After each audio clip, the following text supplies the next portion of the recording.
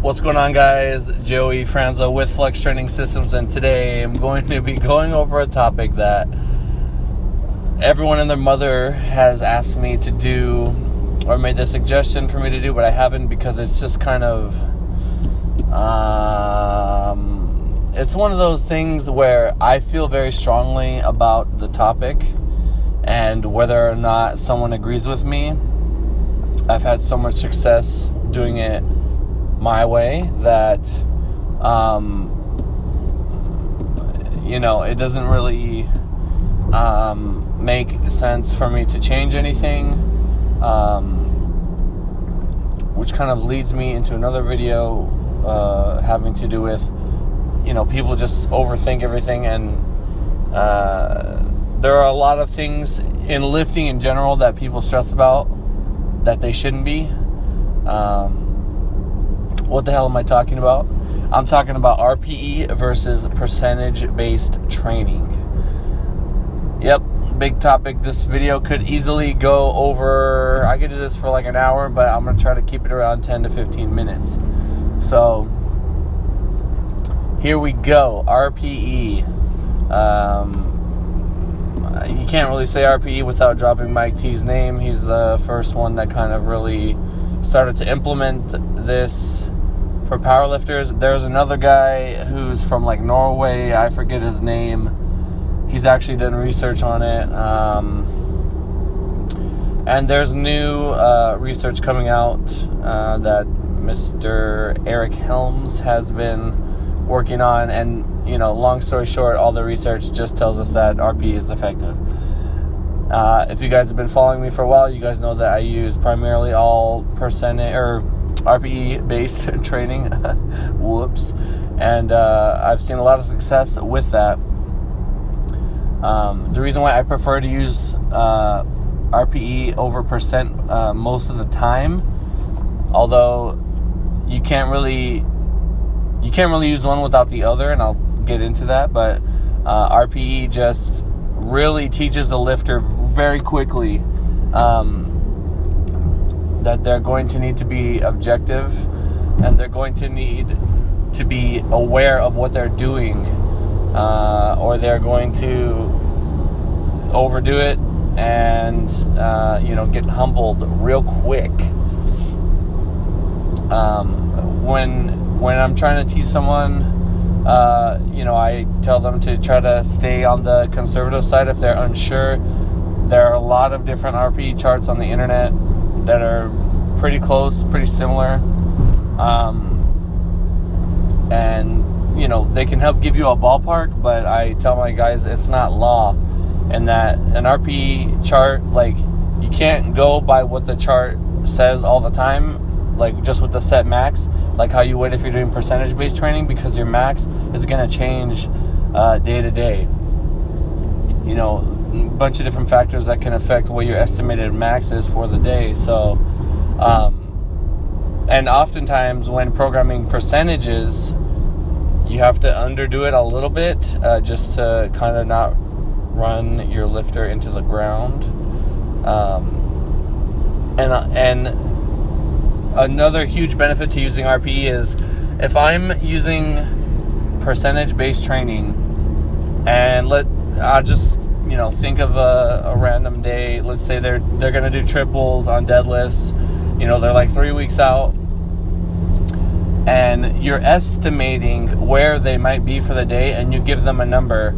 I'm not actually there in the session. It's not like I can look at, I'm not going to be able to see every single thing that lifter does in and outside of the gym to be able to determine exactly where they're going to be.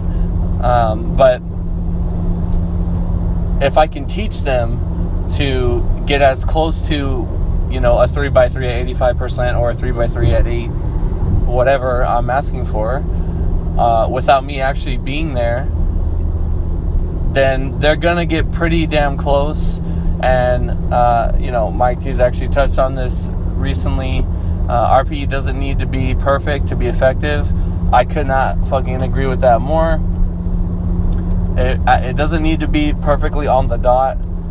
There is room for, a little bit of like mistakes or variation. Like I always say, like, if injury wasn't a thing, we could all just go heavy all the time and we'd get stronger.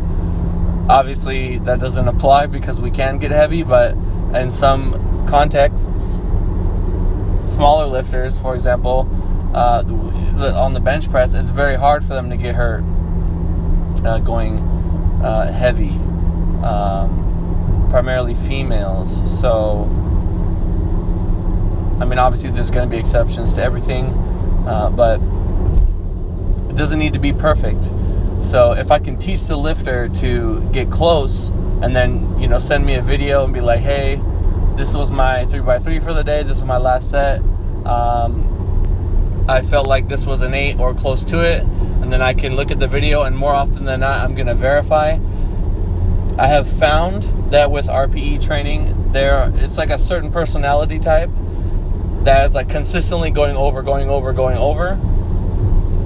And I think them going over and me telling them that they're going over and me becoming just very aware of that individual and how they are is going to be more useful for me when I'm trying to come up with their attempts on the platform. Because, let's say they give me their numbers and I'm like, okay, this person has a tendency to do X or Y.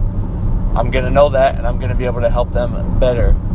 Over time, I would, like for them to get out of that habit and just be a little bit more objective. Sometimes you'll do a set, someone will do a set and they'll say, like, I refuse, like, they're not saying this, but deep down it's like, I'm refusing, to believe that set was a 9 or a 9.5 or whatever, and they'll lie to themselves and then try to go up. It's like RPE teaches you a lot about yourself. It's going to show you, if you're being honest with yourself, it's going to show you how strong you really are at any given point, and it's just going to help you dial in much, much better. It's almost like teaching you how to be an experienced lifter, quick. Like, you're going to learn real quick, and especially if you have a coach to kind of show your videos and then get their opinion, that's going to help you get closer to where you want to be. And on meet day, if your coach isn't there to pick attempts for you, you're going to be so used to picking numbers in training that on the platform you're going to have no problem. I just had 5 people compete this last weekend, and we literally only missed 1 attempt out of all 5 lifters, and that like, I can't even, that's some unicorn shit. Like, that's incredible. Like, for me to not be there and for everybody to just nail their numbers, and it's not like they're sandbagging, they're hitting PRs, they're hitting grinders, they're leaving it all on the platform. Like, that means a lot to me. That's something that just like, I'm teaching them, and that value, I can't even put a price on it. It's like when I was a young lifter, my first meet, if I would have had those skills, I probably would have done much better. All that time you waste in training, it's not wasted time, but all that time you spend training, you want to do good at every meet. So RPE is just going to better equip you to do that. I hope I was able to provide a different perspective on that. I'll touch on percentage-based training, and even though I kind of already did, percentage-based training, like I said, your coach is not actually going to be there, so it's difficult for them to give you exactly the right weight at exactly the right time.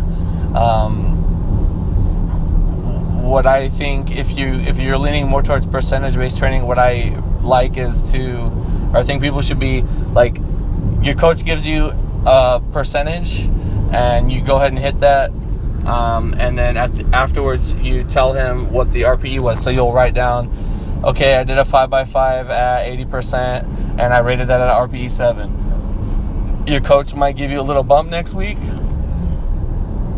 until you get to maybe like an RPE 9, and then he might adjust the load or whatever. There's literally like infinity different things we can do with it.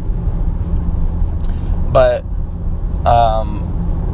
you should still be aware of the RPE when you're using percentage-based training. Like, I'm trying to make, competent, objective lifters. I'm not trying to just have people be like fucking... I mean, there's nothing wrong if you're doing this, but I just don't want you to be brain dead when you train. Like, you need to be aware of what's going on, and your perception of the workout is going to dictate how much effort you give. There's times when I even know of lifters that work with coaches that use exclusive, just only percentage-based training, and they'll tell me like, yeah, Joey, coach had me doing X and Y, and like I couldn't even do it. Like, I failed that day. I didn't even tell him. I went in, I did like a set, and I was supposed to do 5 reps. I did 2, and I felt horrible, and I just went home. And I didn't even tell him because I didn't want my coach to seem like I'm a bitch, or I didn't want to be there, whatever. I've been there. I've been literally grinding through, and like I remember back in the day when I used to use exclusively percentage-based training for my competition lifts. I would just kill myself trying to hit everything that was written, and I didn't want to tell my coach like, hey, I felt beat today, and I ended up like going down or undershooting what you gave me or whatever. I never want that to be the case. What I always tell people is, if I'm giving you percent or your coach is giving you percent, whatever, and you can't hit the desired RPE or the desired percentage, drop it down, hit a RPE 7 to 8, and then tell them, communicate that to your coach and be like, yo, I couldn't hit this. And if it's a consistent thing, maybe you shouldn't be doing percentage-based training. But yeah, that's kind of the main thing with percentage. It's like you're almost guessing, and then sometimes you're going to be accurate, sometimes you're not going to be. Like I said, I could keep going, but about to get to the gym. I just wanted to get this out there since a bunch of people have been asking about it. If you use RPE based training, go ahead and drop a like. Let me know if you're able to gain anything from this. Alrighty guys, thank you so much for listening, and as always, if you have any questions, leave them in the comments below, and I'll talk to you in the next one.